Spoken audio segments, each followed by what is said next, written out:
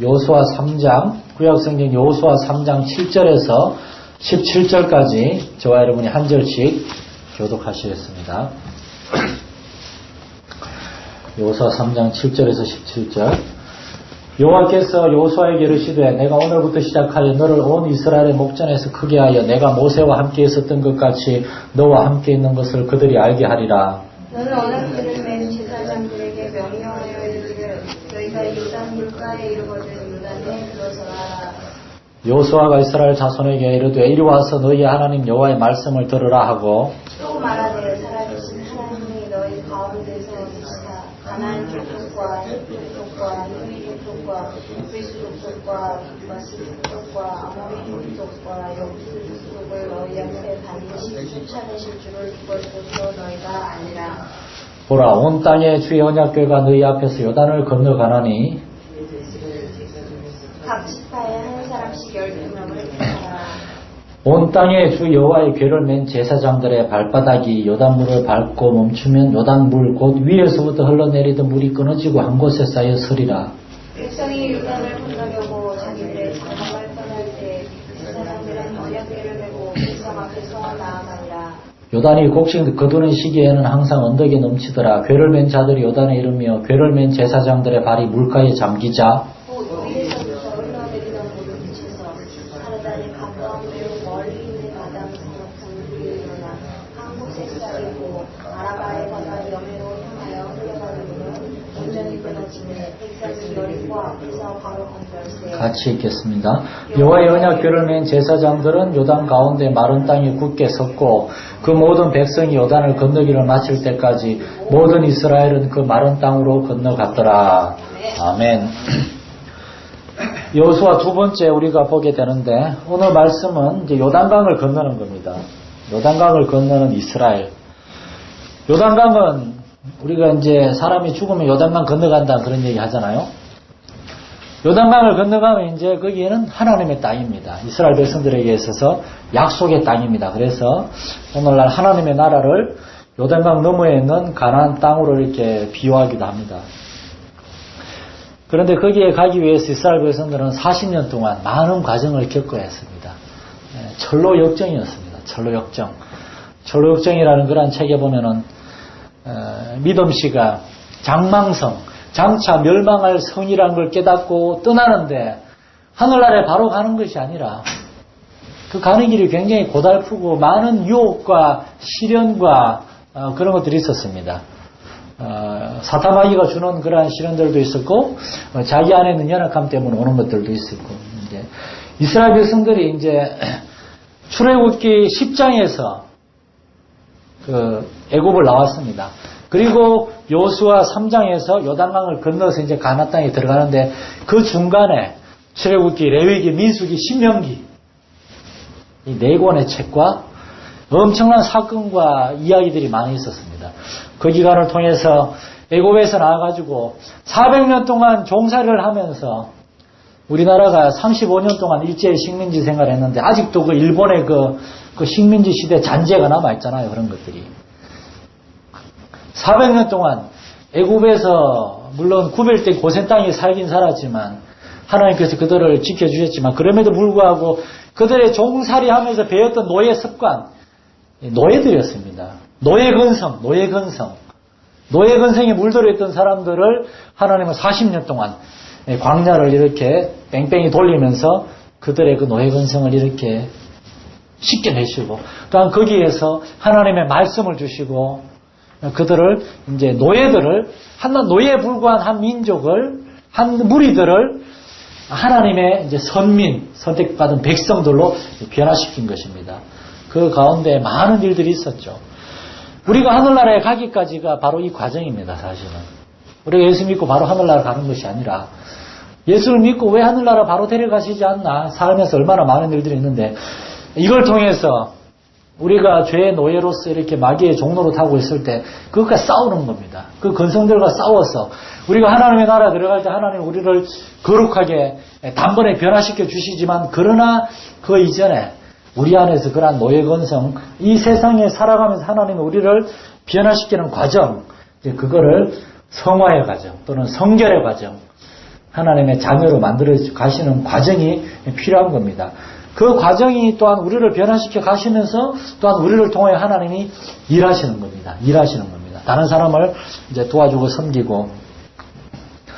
그래서 이제 우리가 구약 성경을 공부하면서 우리 자신의 삶을 보는 겁니다. 우리 자신의 삶뿐만 아니라 교회를 보는 겁니다. 교회라는 공동체. 옛날에 무교회주의자들이라고 있었습니다. 이제 무교회. 교회가 왜 필요하지? 목사님이 왜 필요하지? 목사님 왜 우리가 그 월급 주면서 목사님을 모셔야 되지? 그냥 우리끼리 돌아가면 설교하고 우리끼리 모여서 예배드리고 교회 건물은 말라고 필요해? 무교회라는 그런 운동이 한참 동안 있었는데 지금은 거의 다 사라졌습니다. 왜 그런가 하면은 그렇게 모이니까 어떤 아주 경건하고 어떤 열심히 있는 그러한 올바른 그러한 장로님이나 교회 지도자가 이끄는 그러한 공동체는 잘 나가는데 그렇지 않은 공동체도 있을 거잖아요. 뭐 중간에 실족할 수도 있고 음한 소리 듣고 교회 와서 그냥 막 그런 걸 가르칠 수도 있고 목회자가 되기 위해서 신학교에서 또는 목회 현장에서 적어도 10년 동안 말씀을 배우고 교회에서 성도들을 가르치고 그런 걸 하면서 이렇게 목회자가 되어가는 과정 그런 거 없이 그냥 직장생활하고 바쁜 성도들이 와가지고 느낀 거 쭉 나누고 이렇게 그냥 큐티 간증하듯이 큐티 쉐어링 하듯이 그렇게 설교하고 거기에 반드시 마귀가 역사해가지고 이제 교회 공동체가 산으로 간 거죠 이렇게. 그렇게 하면서 이제 점점 없어진 겁니다. 하나님께서 교회를 세우신 이유가 있는 겁니다. 교회에서 나와가지고 우리는 하나님의 말씀을 듣고 배웁니다. 하나님의 말씀을 통해서 우리 자신을 봅니다. 목사인 저도 하나님의 말씀을 배우는 겁니다. 이 설교를 제가 그냥 하는 것이 아니라 이걸 가지고 이렇게 오랫동안 연구하고 막 지우고 다시 연구하고 저에게 적용하고 에스라의 그 간증처럼 하나님의 말씀을 연구하고 그것을 먼저 준행하고 그 다음에 그것을 가르치는 삶. 이게 이제 목회자의 삶이거든요. 이게 되지 않고 그냥 연구도 대충 하고 자기가 그 말씀대로 살지도 않고 그냥 가르치면은 그게 생명이 나타나지 않는 겁니다. 거기에 성도들이 은혜도 받지 않고 그리고 거기에 교회가 변화가 생기지 않는 겁니다. 오늘날 한국교회 목회자들이 과거에 우리 막 옛날 우리 할아버지 목사님들 이런 분들에 비해서 기도도 많이 안 하고 성경도 많이 안 보고 너무 이렇게 주변적으로 많이 하는 것 같아요, 이렇게. 깊이 들어가는 것이 아니라, 깊이 들어가면, 우리 어떤 한 교회가 있는데, 그 교회 19년 동안 그 교회를 섬겼던 목사님이 있는데, 제가 굉장히 영적으로 이렇게, 저의 스승으로 생각하고 존경하는 목사님인데, 그분은 말씀을 굉장히 깊이 있게 다룹니다. 하나님의 말씀을. 그분이 이제 은퇴하신 다음에, 그 교회 성도들은 목사님한테 질린 거예요, 이렇게. 설교가 너무 길고 딱딱해서. 그래서 젊은 목사님을 모셨는데 이분은 설교 딱 25분, 어떨 때는 20분. 그리고 굉장히 재미가 있어요, 이렇게 막. 웃음이 넘치는 설교 시간, 웃음이 넘치는 예배 시간. 하도 그냥 그냥 딱딱한데 질려가지고. 근데 그 교회가 지금 한 5년, 4년, 5년 됐는데 그 교회 성도들 만나면 몇몇 사람들이 그럽니다. 교회 가는 이유를 모르겠다고. 교회 가는 의미를 모르겠다고. 영적으로 점점 이렇게 깨구리 삼키처럼 침체되어 가는 걸 느끼는 거죠. 깨구리를 뜨거운 물에 집어넣으면 바로 튀어나옵니다. 그런데 찬물에 개구리를 집어넣어놓고 밑에 그걸 불을 지피면은 천천히 따뜻해지기 때문에 그냥 수영하다가 나중에 깨구리가 싹 익는답니다. 하나님의 말씀 중심이 아니라 어떤 다른 세상 이야기들이 우리의 길을 가려 이렇게 긁어주는, 즐겁게 해주는 그러한 이야기들이 점점 말씀에 들어오면서 교회가 이제 말씀 중심에서 멀어지면서 교회가 약화되는 겁니다. 이렇게. 우리 교회만이 아니라 우리 이 마산 차원 진해지에 있는 교회들, 목회자들이 사도행전 6장 4절의 그 고백처럼 베드로가 그랬잖아요. 우리는 기도하는 일과 말씀 전하는 일에 전무하겠다고. 그러한 목회자들이 될 수 있도록 여러분 많이 기도해 주시기 바랍니다. 교회가 중심에 바로 서야 됩니다. 그거는 당연히 잘하고 이제 그거 외에 잘해야 되는 거지 뭐 다른 거 잘하고 이거는 영 못하면 안 되니까. 교회는 모여가지고 하나님의 말씀을 듣고 배우고 그 다음에 하나님의 뜻을 깨닫고 나가서 이제 사람들을 보는 겁니다. 하나님이 이런 분이시구나. 그리고 하나님의 말씀을 듣고 하나님을 만났을 때 우리의 삶이 어떻게 변화되어 가는가 우리가 그걸 경험해야 돼요. 맛보아 알지어다 그러잖아요. 하나님의 말씀의 그 깊이를, 하나님의 말씀과 경험하는 삶을 맛보아 알아야 되는 겁니다. 시냇가에 심은 나무는 시절을 쫓아 과실을 맺고 그 잎사귀와 열매가 마르지 않고 막 푸른 것들을 우리가 먼저 경험해야 되는 겁니다. 예수 믿는 사람이 전도하는데 그냥 이렇게 인상에 얼굴에 갈짓자 그리고 전도지 주보 나눠주면은 받는 사람들이 이렇게 보면서 속으로 생각하지 않겠어요? 뭐 하는 거야 지금? 우리 안에 기쁨과 그런 것들은 나타나게 돼 있거든요. 바로 교회가 그러한 공동체인 것입니다. 하나님께서 교회를 통하여 계획한 게 바로 그런 건데, 오늘 이스라엘 백성들의 삶에서 우리는 그걸 보게 됩니다. 하나님께서 그들을 계속해서 만지시고 그들을 다듬어 가시는 것을. 우리가 교회 예배 나올 때마다, 말씀을 들을 때마다, 기도할 때마다 하나님께서 우리를 어떻게 만지시는지, 내 안에 어떤 변화가 필요한지 우리가 기억을 하면서 하나님 앞에 나아가야 되겠습니다. 오늘 말씀에서 우리는 두 가지를 주목을 해야 됩니다. 첫 번째로는 하나님께서 여호수아에게, 지난주 우리가 공부했지만 여호수아 1장에 하나님께서 여호수아에게 너는 강하고 담대하라.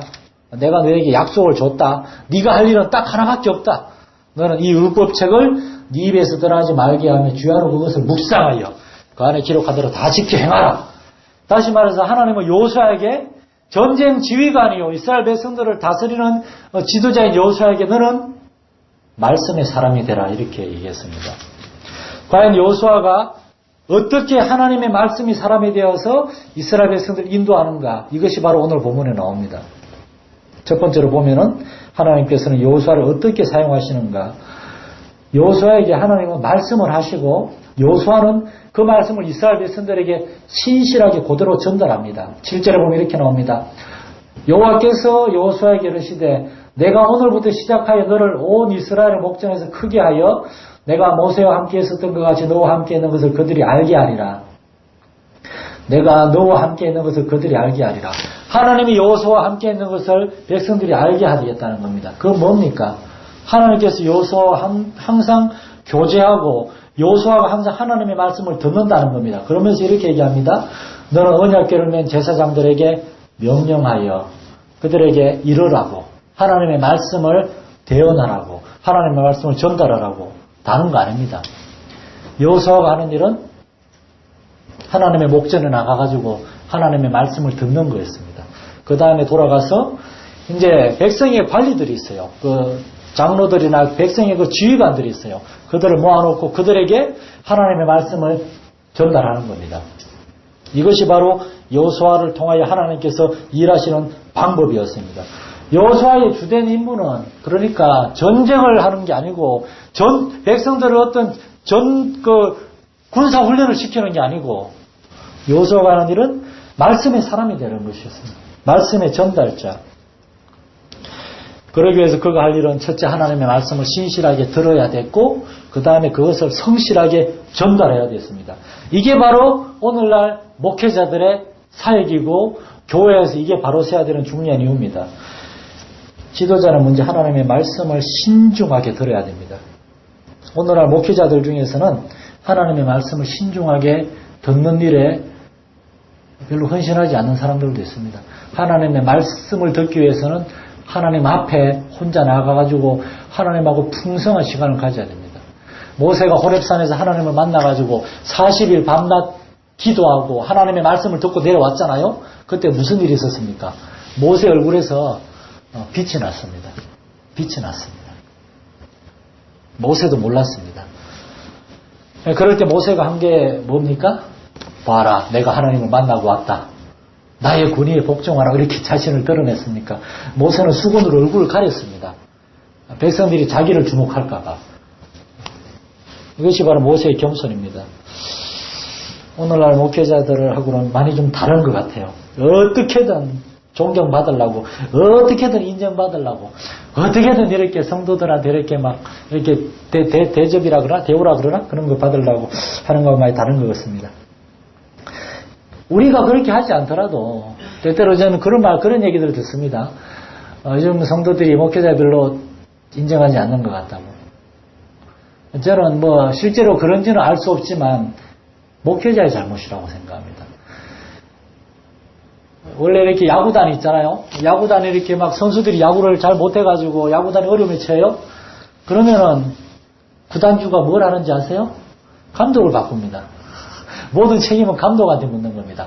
그러면 감독은 가가지고 선수들은 막 그냥 막 닥달하고 더 훈련시키고 막 그렇게 하는 거죠.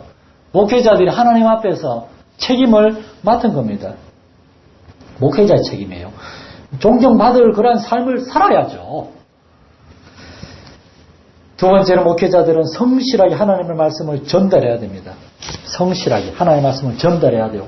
어떻게 하면 우리 성도들이 하나님의 뜻을, 하나님의 말씀을 듣고 그 말씀에 순종하는 삶을 살 수 있을까? 이것이 목회자와 교회 지도자들의, 우리 장로님들의, 그러한 당회와 같은 교회 중직들의 가장 큰 고민이요, 기도의 제목이 돼야 되는 겁니다.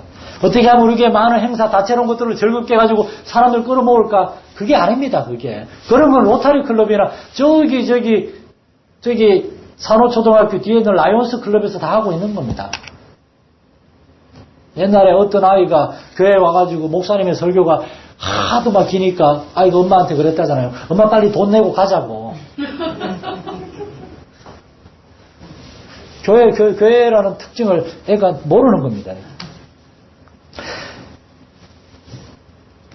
목회자의 삶은 그래서 굉장히 수동적이에요. 수동적입니다. 자기 의견을 주장하거나 자기 생각을 주장하거나 할 이유가 없습니다. 하나님의 뜻이 무엇인가? 하나님의 뜻 앞에, 하나님 앞에 독대하면서 하나님의 뜻, 하나님의 음성을 신중하게 들어야 되고, 그러기 위해서 이제 언제나 하나님 앞에 나가야 되고, 기도의 자리에 나가야 되고, 말씀 묵상하거나 연구의 자리에 나가야 되고, 또 그걸 위해서 이제 경건하고 거룩한 삶을 살아야 되고, 그 다음에 말씀을 들은 다음에는 성실하게 전달하는 겁니다. 아, 이런 말씀, 이렇게 설교하면 성도들이 지겨워하고 딱딱하고 어려워하고 다 도망가지 않을까? 그런 생각하기 시작하면 이제 하나님이 우리에게 주시고자 하는 메시지가 아니라 성도들이 듣고 싶어하는 메시지, 여기에 주의를 기울이기 시작하면 이제 마케팅질. 사람들이 듣고 싶어하는 얘기만 하게 되는 겁니다. 그래서 미국의 어떤 큰 교회 목사님처럼 지난 13년 동안 목회하는데 지옥에 대해서, 죄에 대해서, 회개에 대해서 한 번도 설교하지 않는다고 하는 그런 목회자가 생겨나는 겁니다. 그런데도 그 교회는 사람들이 많이 모인답니다. 여호수아는 하나님의 말씀의 대언자로서의 사명을 감당했습니다. 그랬을 때 하나님께서는 여호수아를 통하여 이스라엘 백성들에게 하나님의 말씀을 전달하셨고, 놀라운 것은 이스라엘 백성들이 그 여호수아를 통해서 주어진 하나님의 말씀에 순종했다는 겁니다. 그것은 그들이 여호수아를 하나님의 사람으로, 말씀의 사람으로, 여호수아가 언제나 회막에 나아가가지고 하나님 앞에, 왜냐하면 여호수아는 모세가 살아있을 때도 모세가 회막에서 하나님과 대화할 때 그 바깥에서 모세의 수종을 들었고, 모세가 나중에 이제 집으로 돌아갔을 때도 여호수아는 회막에 남아 있었습니다. 이 습관은 모세가 죽은 이후에도 계속됐습니다. 여호수아는 계속해서 회막에 나가서 하나님께 기도하는 그런 삶을 살았습니다. 그걸 이스라엘 백성들이 봤기 때문에, 알았기 때문에 그들은 여호수아를 그들의 하나님의 사람으로 인정했고, 여호수아를 통해 주어진 말씀을 그들이 들었던 겁니다. 7절에 내가 모세와 함께 있었던 것 같이 너와 함께 있는 것을 그들이 알게 하리라. 다른 것 때문이 아니라 모세가 항상 하나님의 말씀을 듣는 사람, 기도하는 사람이었기 때문에, 이걸 준비하면 제가 얼마나 부끄러웠는지 몰라요. 너무나 많이 괴로웠어요. 그냥 회개가 많이 일어났습니다. 이 설교는 사실 저한테 하는 겁니다. 너 뭐냐 이렇게. 너는 말씀의 사람이냐? 너는 기도의 사람이냐? 너는 하나님 앞에 언제나 홀로 나가는 사람이냐? 오늘 교회가 회복되고 말씀이 회복되고 그러기 위해서는 다른 거 없습니다. 목회자가 살아나야 되는 줄 믿으시기 바랍니다. 여러분, 목사들을 위해서, 이 땅의 그 교회 지도자들 위해서 기도하시기 바랍니다. 이단으로 빠진 사람들 전부 다 목사님들입니다. 목사님들이 번나가면 성도들은 따라갑니다. 왜냐? 성도들은 양떼들이거든요. 양떼들.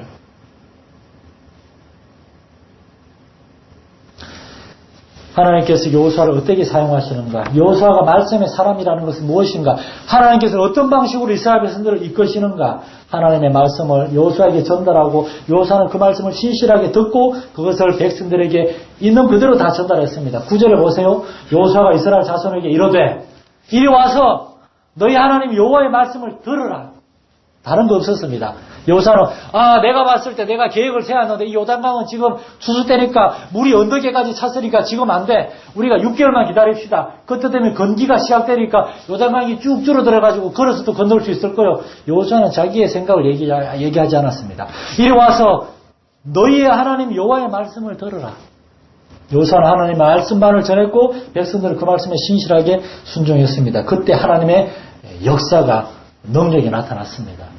목회자들을 위해서 기도하는 여러분 되시길 축원합니다. 목회자들이 하나님의 말씀의 사람, 기도의 사람, 하나님의 말씀 온전히 되어나는 사람이 되었을 때 그때 하나님의 역사가 나타나는 겁니다.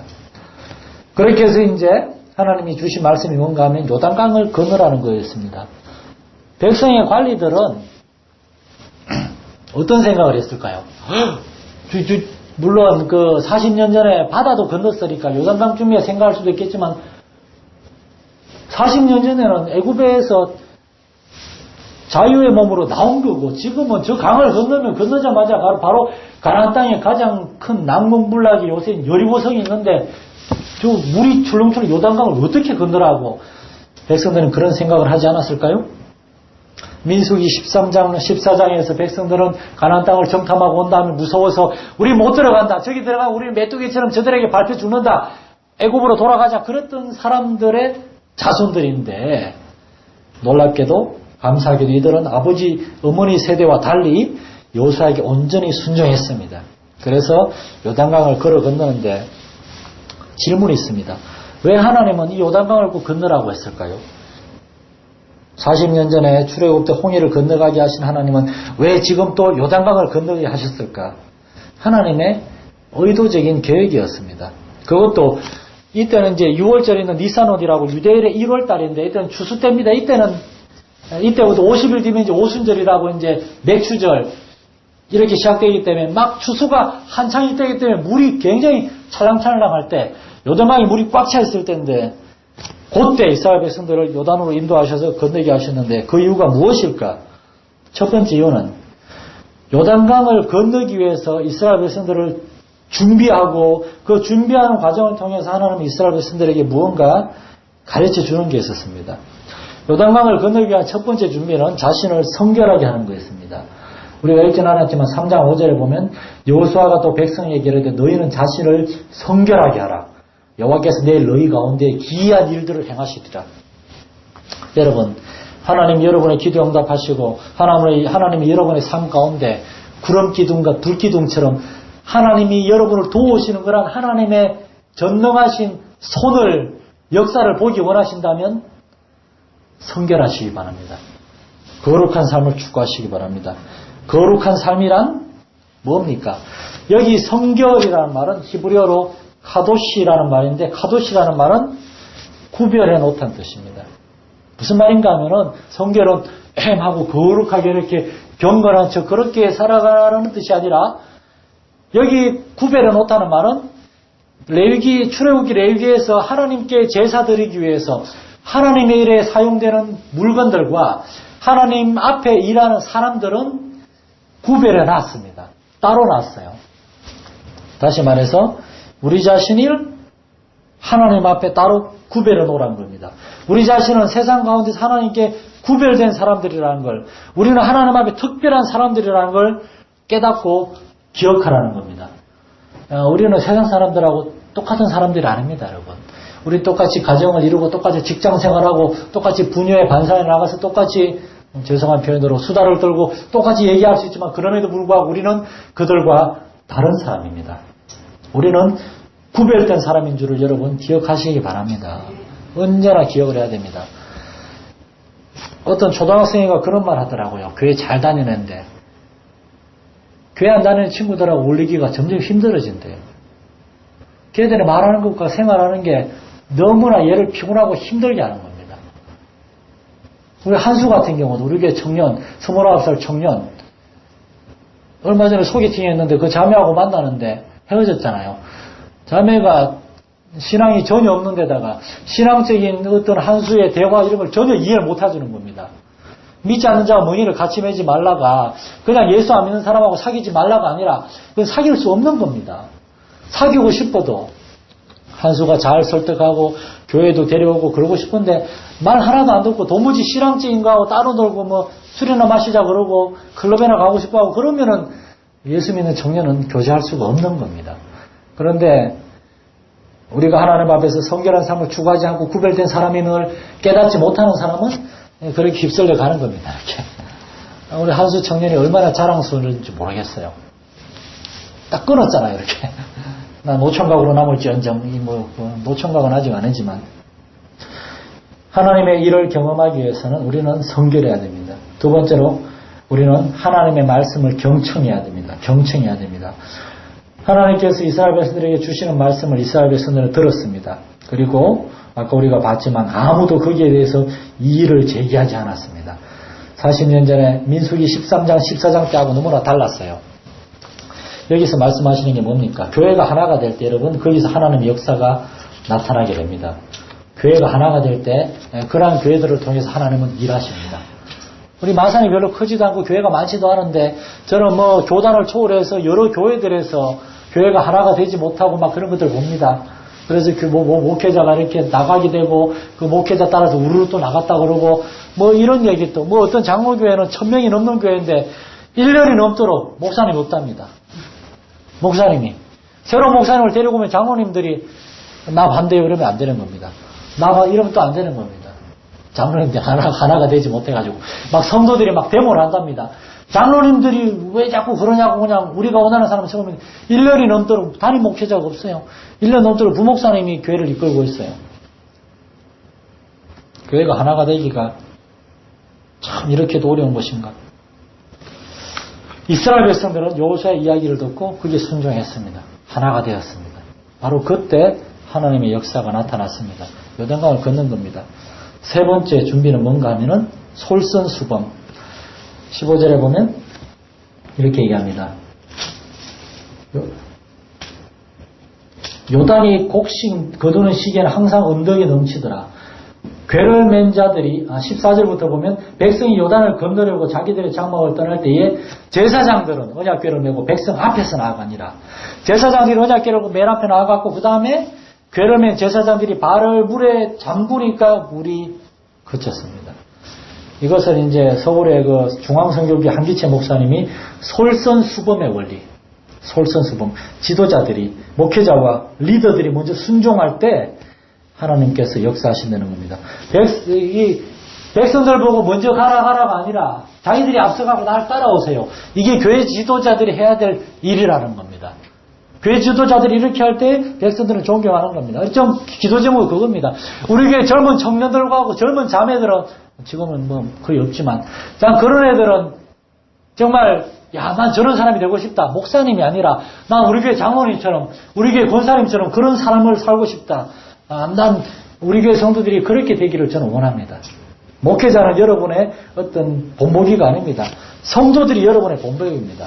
지도자들이 순종할 때에 하나님께서 그 교회에 역사하셨습니다. 교회 직분자들이 먼저 기도하고 전도하고 봉상하고 순종할 때 군림하는 것이 아니라 솔선수범할 때 거기에 하나님의 역사가 나타나는 겁니다.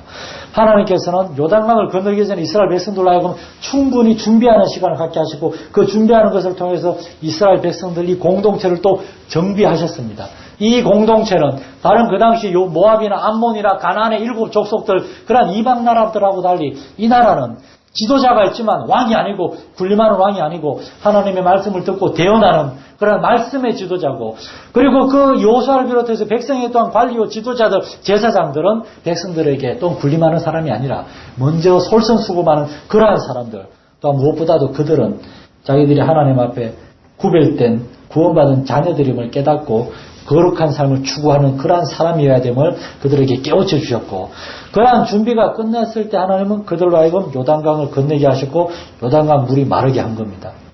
홍해와 같이 홍해는 이렇게 바다니까 쫙 갈라졌지만 요단강 흐르는 물이잖아요.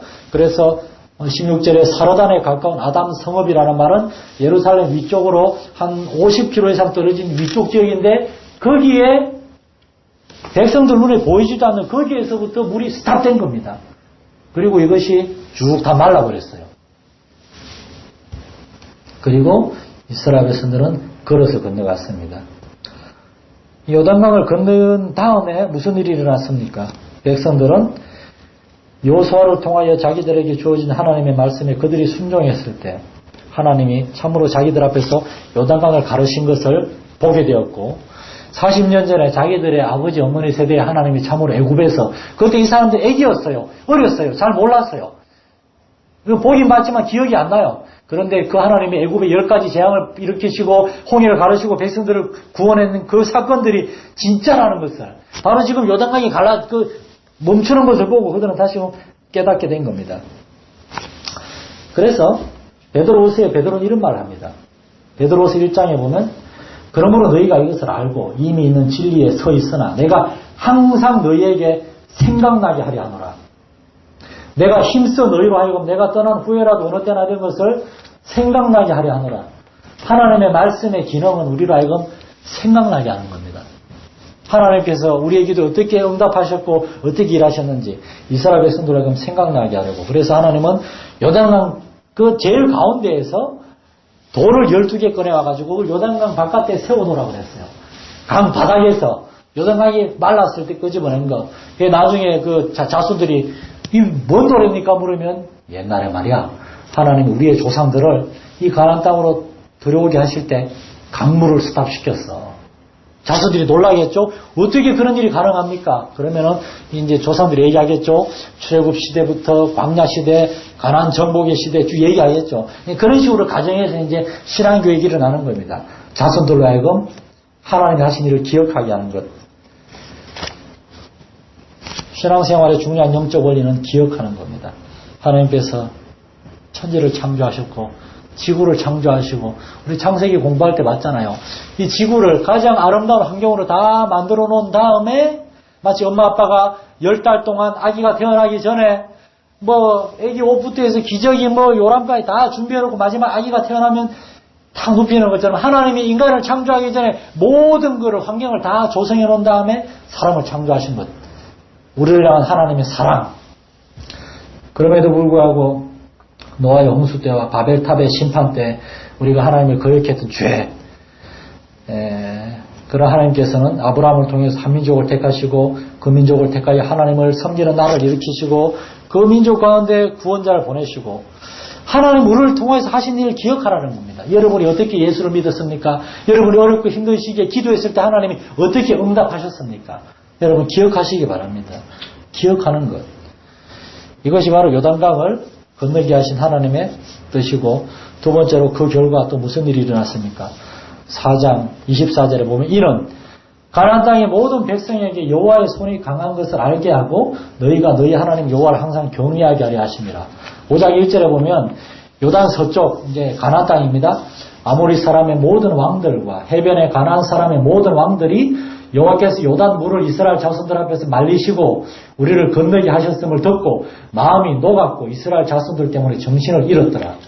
이것이 바로 하나님이 요단강을 건너게 하신 또 다른 이유입니다. 이스라엘만이 아니라 가나안의 이방 민족들 하여금 하나님을 알게 하는 것. 여러분 이것이 바로 오늘날 우리 교회를 위한 통한 하나님의 계획입니다. 교회를 통하여 하나님은 믿지 않는 세상 사람들이 하나님이 살아계시고 하나님이 교회를 통하여 놀라운 일을 행하시는 걸 보기 원하는 겁니다. 보기 원하는 겁니다. 이것이 저와 여러분의 기도 제목이 되어야 되는 줄 믿습니다. 여러분의 삶에서 하나님의 역사를 경험하고 하나님의 응답을 경험할 때 여러분 주위 사람들이 보게 됩니다. 하나님이 저와 여러분에게 찾아오실 때 하나님이 우리 교회에 찾아오실 때 우리 성도들이 성령으로 충만해져서 막 더 성결해지고 죄에 대해서 더 민감해지고 더 진지해지고 더 거룩해지고 더 사랑이 넘쳐나고 그리고 하나님 없이 사는 사람들에 대해서 더 관심을 갖게 되고 그들을 도와주고 싶어하게 되고 그들에게 복음을 전하고 싶어하게 되고 이런 것들이 이제 성령에 충만한 이제 그 열매잖아요. 그러할 때 여러분 우리 주위 사람들은 알게 됩니다. 교회가 하나님의 큰 능력과 은혜를 체험하면은 여러분의 가족들이 알게 되고 여러분 주위 사람들이 알게 됩니다. 그리고 저 사람은 진짜 예수 믿는 사람이다. 저 사람은 진짜 하나님 믿는 사람이다. 저 교회에 정말 하나님이 살아계시는구나. 저런 사람들이 하는 얘기라면 내가 들어봐야 되겠다. 바로 이것이 저와 여러분을 하나님께서 이 교회에 불러주시고 주의 백성 삼으시고 우리에게 말씀을 주시고 저와 여러분의 삶을 통하여 우리 교회를 통해 하나님이 계획하시고 진행하시는 일이신 줄 우리가 기억을 해야 되겠습니다. 살아계신 하나님 아버지, 하나님께서 이스라엘 백성들을 요단강으로 이끄시고 40년 전에 출애굽을 보여주셨던 것처럼 이제 요단강을 건너게 하신 그런 역사를 공부했습니다. 하나님의 계획 안에 그 모든 일들은 이루어졌습니다. 그 결과 이스라엘 백성들은 하나님의 전능하신 능력을 체험하게 되었고 가나안 땅의 수많은 종족들은 두려움 가운데 하나님이 이끌어오시는 한 민족을 그들은 보게 되었습니다. 오늘 우리 여기 있는 성도들의 삶 가운데 하나님이 찾아와 주시옵소서. 기도에 응답하여 주시고 우리의 삶을 새롭게 해 주셔서 먼저는 우리가 먼저 하나님 참 살아계시는구나, 하나님 지금도 우리의 삶 가운데 역사하시는구나 깨닫고 경험하고 하나님께 감사하며 기쁨의 예배를 올려드리게 하시고 이제 눈을 들어서 우리 주위를 둘러보고 하나님을 만나야 될 사람들, 고통 가운데 있는 사람들을 볼 수 있는 그런 은혜의 사람들이 되게 하여 주시옵소서.